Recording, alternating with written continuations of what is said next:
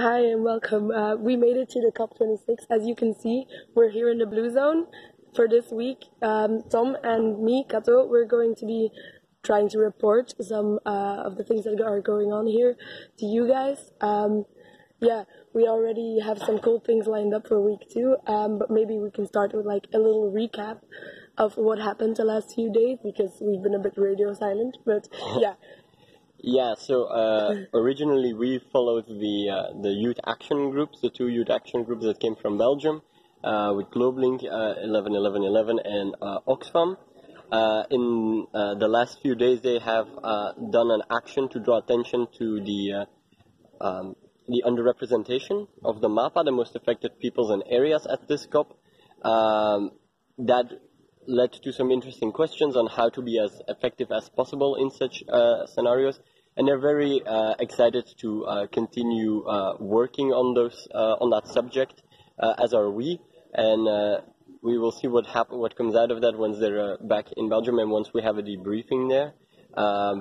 We also participated in the Fridays for Future protest. It was loud, it was fun, there was a lot of energy there. There were Fridays for Future groups under all kinds of names, youth activists under all kinds of names from everywhere. Extinction Rebellion was part of it as well, trade unions. Comac from Belgium was there with 200 youth, very visible, very strong.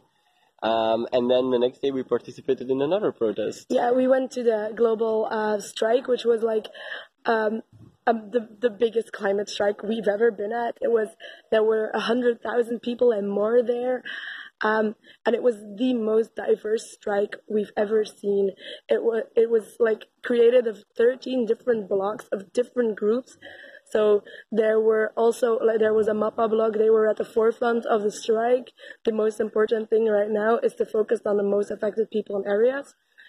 There was a youth block, there was a block with the workers, with the unions, there was a queer block, so it was the most intersectional climate strike we've ever seen, which is exactly the right message that we need to send to the politicians, that it's everyone's future they're playing with, and that they have to take in mind the consequences of their actions and the people who are already suffering now. So yeah, it was a really awesome, really strong strike, and I really hope that there will be more strikes like this. And hey, if we ever strike in Belgium again, we have to at least have 1,000 people in the streets. Yes. So get working on it, Belgium. We will be coming for you. Yeah. So our groups left, the big youth groups left. They went back to Belgium. But we said bye to them in the evening on Saturday.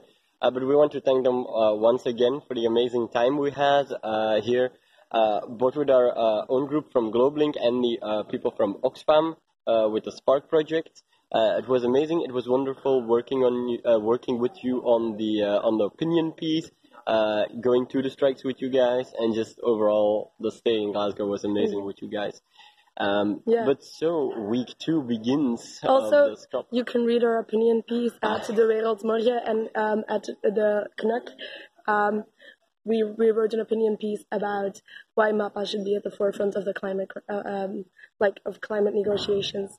It's titled "The Kids Are All Right."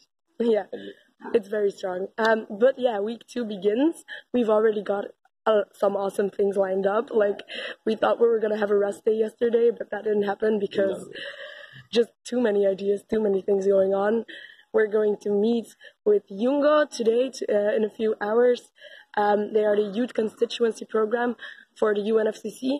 So they are like global youth participation in political processes.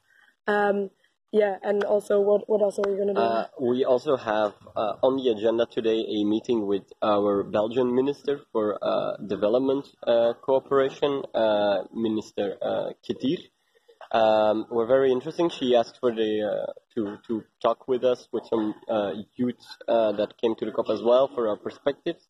We are joined by Gabriela from Colombia, who we have been in contact with since before we came to the COP. We're very interested to see what the conversation will bring, and but it's already a good thing that at least Gabriela is present, because again, we really get to keep pushing on this MAPA point. There's so many people not present, underrepresented, and they have a range of concerns from agricultural devastation, famine, wildfire destruction, loss and damages, which is honestly not in a good position right now. We don't know where it's gonna go. So many things to talk about. We'll try and push as much, and we'll form one front with, if that's the correct way of saying it, we'll form one front line with Gabriella and the other MAPA youth. And we also have some, a passive job of continuing to find contacts, and we're in contact with one particular group as well from our old days with Students for Climate. Yeah, we've reconnected with Students for Climate Senegal, so we'll see what comes out of that. Maybe we'll go talk to the delegation of Senegal on their behalf. But yeah, aside from that, it's the second week of the COP. A lot of balls are up in the air. A lot of decisions have been made. A lot of decisions still have to be made. This will be the deciding week, the week in which we see, will politicians really show the ambition, their responsibility? Will they do their jobs? Because that's what we need them to do. So this week, we'll see what happens. It's a glass half full, glass half empty situation right now. It can turn out either way. We really hope that the politicians will hear the message of all these people in the streets, that it's time to act now, to put things into legislation, to make binding agreements, and to take their historical responsibility. So we'll see what happens. Thank you so much for... if they don't, if they forsake their mandate, we can make them obsolete. We're coming for you. Yes, we are. We are fully prepared for drama. Okay, so that was our little update. Thanks for listening, and hope to see you soon. Bye-bye.